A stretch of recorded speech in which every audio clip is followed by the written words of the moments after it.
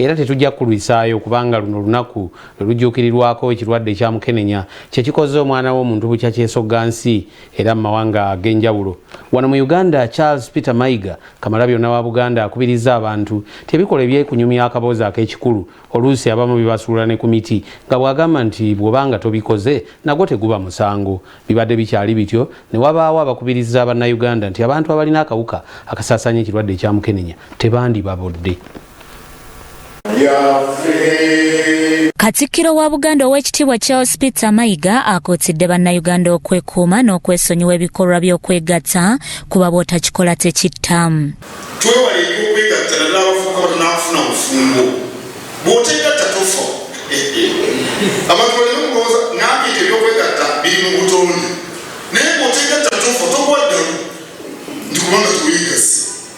Simanyi lwaki kafulibire kimusanyudde nnyo obadde olaligidde nnyo ogenda kugwaddamu tojja kugwadda tojja kufa ne bw'oluma teweegase.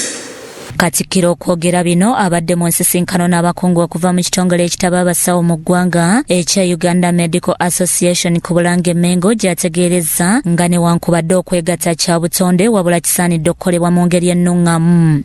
Katonda yatuwa obwongo tusobola okwefuga obutafaanana bisolo nandibadde ebyokwegatta biri mu butonde naate tulina obwongo obutumanyisa ekituufu kyabulabe bwe tulemu okwewala okwegatta okuyinza okutuleetera akabasa ne tusiigibwa mukenenya. Omukuumaddamula asinzidde ku bigambo bino n'asaba beekikwatako okulaba ng'ebyobulamu bisoosowazibwamu. Okusaba gavumenti eyawakati okusobolako ku nsonga z'ebyobulamu abasawo basasulwe ssente ezitegeerekeka.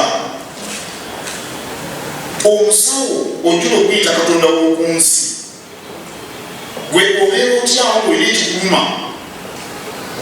naawe alwadde nga tokimanyi naye ate omuntu omulala n'akimanya n'akuwa n'eddagala n'owona bwegamba nti kumpi bakatonda baku nsi sibeera mukyawo basasulwe ebyuma ebijjanjaba biteekebwe mu malwaliro.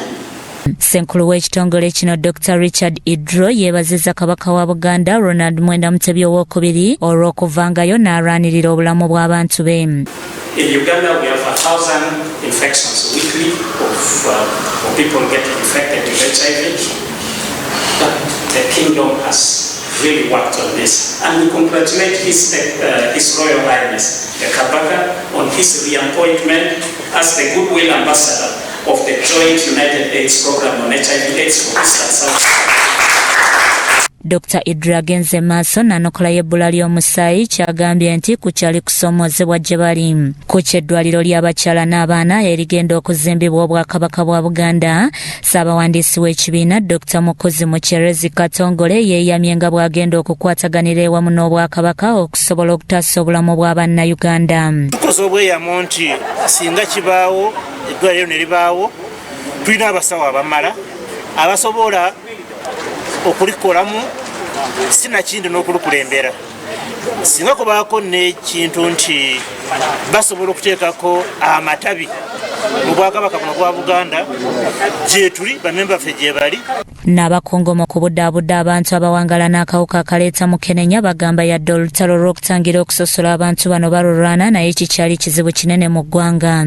Dr. Stephen Kazimba Mugalu bw'abadde ayogerako eri abasawo mu nteekateeka z'okwefumiitiriza ku kirwadde kino asabye buli munnayuganda okubeera ow'obuvunaanyizibwa okuyamba abawangala n'akawuka okusobola okutuukiriza ebirooto byabwe. Nga tujjukira n'okusabira abalwadde abafunye obulwadde bwa mukenenya, ekigambo ky'okwenyinyala abalwadde omwenyinyalo tutegere nti bano bantu abamu ne bafukwatibwa obulwadde nga si be bayagala okola, abamu bazaalibwa nabwo, bambi tubaagale tubasseeko omwoyo ate tubakubiriza okumira eddagala n'abalwadde mumira eddagala n'okwekuuma. Dr. Edith Namulema omukogo mu kukebera n'okujjanjaba abalina akawuka akaleeta mukenenya agamba nti abakyala abamu bakyazaala abaana abalina akawuka olw'obutagondera amateeka ga kisawo. Omuwendo gw'abaana abazaalibwa nga bakyalina akawuka ka mukenenya gugenze gukendeera mu katono olw'obujjanjabi obungi obuliwo.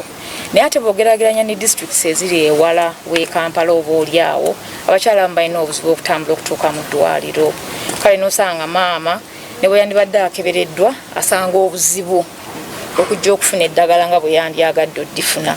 Uganda yegasse ku nsi yonna okwefumiitiriza ku kirwadde kya kiryatabaala ng'abantu 100 mu kikumi buli wiiki bakwatibwa akawuka akaleeta mukenenya ekitegeeza nti omwaka abantu 5,13 be beegatta ku muwendo gw'abalina akawuka abantu 63 bafa buli lunaku ng'omugatte be bantu 2,13 abafa mukenenya buli mwaka.